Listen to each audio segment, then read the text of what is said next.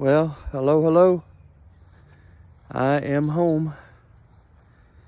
I'm home. And I'm taking a walk outside for a change. Instead of round and round in the hospital. It came a pretty bad storm last night, so there's remnants of that everywhere.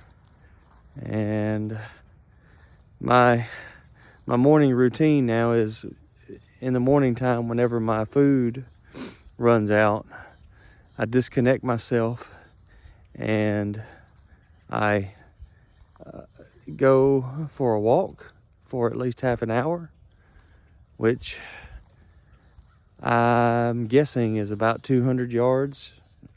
It's really a guess. I've got to get a more definite measurement, because when the at-home nurse came, that's one of the things that she asked me was, how far am I walking?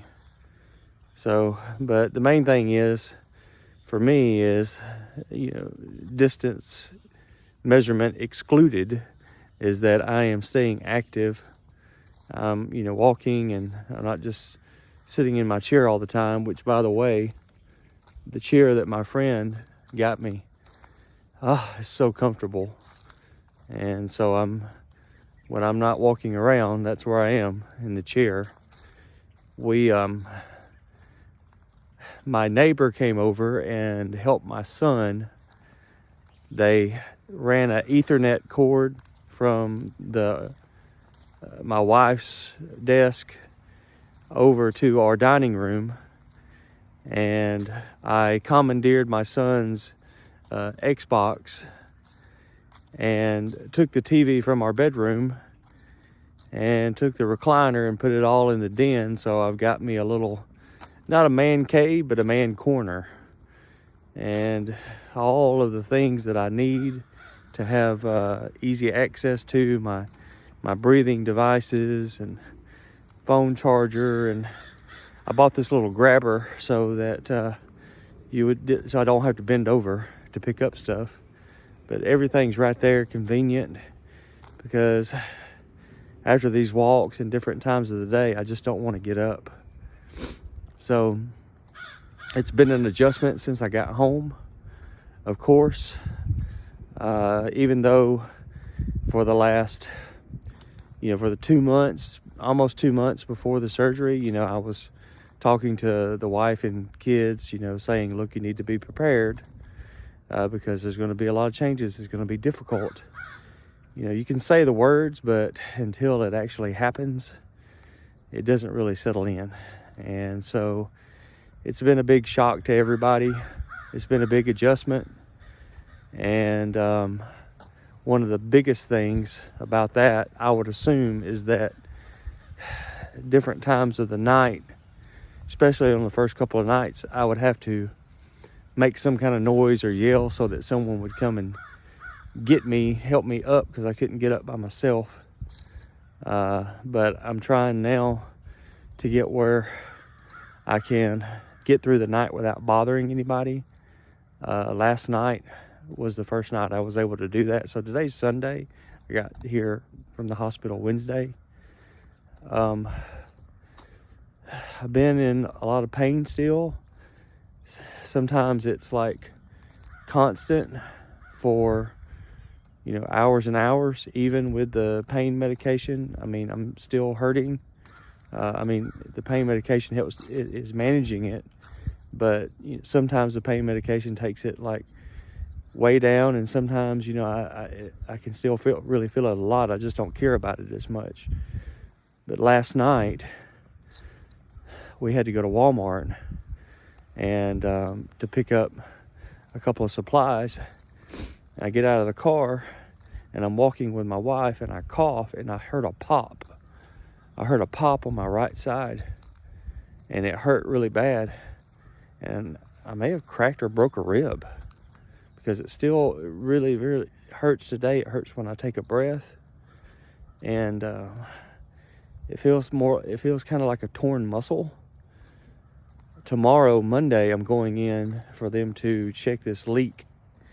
If you were following, I had a leak that they found before I left the hospital. So tomorrow they're going to go and reevaluate that, see if the leak is still there or if the tissue has healed and repaired itself. But in that process, they're going to do a chest x-ray. So if I did crack or break a rib, they should see it on there. Well, they will see it on there, and I'm going to tell them about the incident ahead of time. Another thing is that I've been following the directions of my medications, but it doesn't look like I've got enough to make it through tomorrow.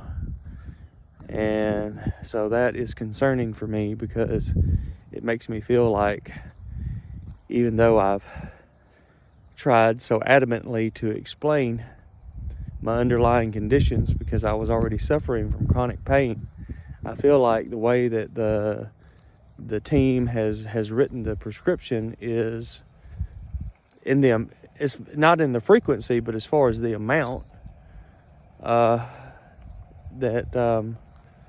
they didn't write it enough. They were just doing it based on the assumption that it was just post-operative things. But there's been so much of what I was previously dealing with that's been exacerbated. But I'm just dealing with it on a day-to-day basis. But another thing that may have contributed to the medication not being so effective is I have not been using Tylenol with it. I went over this with my home nurse. You can use liquid Tylenol, like children's Tylenol. I tried to get the one that had the least amount of stuff with it, like dyes and stuff. But you can use that in association with your other meds. So I started doing that last night, and it seems like it's working a little bit better. I'm trying to get to where, at the very least, I can take my nighttime dose and go to bed, go to a recliner and sleep through the night without bothering my family. So it's a work in progress, but we're going to get there. Sorry for the dogs. There's a lot of dog lovers, which nothing wrong with that. I love dogs too, but our dog stays inside. But I was just taking a few days off of videoing. I'm trying a few different video things. I was trying to create like some funny, entertaining Christmas like messages or greetings or just different things. Yeah, I've got a lot of free time, so I had posted one in a short. It's like a Merry Christmas from like a crazy uncle. But anyway, just trying to find things to do to pass the time. But for everybody that's wondering, I'm doing well. This has still been very hard on the wife and kids, but we're adjusting. We're settling in. I was actually able to go by my job and see everybody and say hello. And I was able to speak with the insurance company, and I think I actually really made some progress this time. So God willing, I gave that to him a long time ago. So maybe now that the surgery's done and everything, and they did confirm that they received over 270 pages of evidence, so I don't know what else they could need. Well, we'll see. I'll let you know. But anyway, I've been told by family members that I'm boring and long-winded, so I'm going to cut it short today. Or maybe it's already too late for that. But anyway, I hope you're having a good day. Enjoy the day you have. Every bit of kindness that you show us, every donation, no matter how small, goes to keeping my family strong. So thank you. Thank you for helping to keep us strong. And have a very Merry Christmas.